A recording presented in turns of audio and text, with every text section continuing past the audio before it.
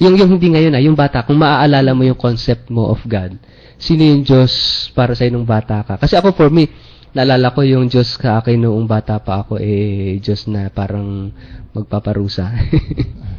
Yung pagka, di ba ganun sasabihin ng magulang natin, huwag kang makulit, pagagalitan ka ng Diyos. Para ba yung Diyos magagalitin? Di ba? Kayo, nung bata kayo, ganun din ba experience niyo? Opo, pero para po kasi sa akin, ang sinasabi po kasi dati magdasal ka na para bigyan ka ng ganito, magdasal ka kung anong gusto mong ma-receive kapag, pag birthday, gano'n. O kaya tuwing gabi, kung anong gusto mong makuha bukas, gano'n. Oo.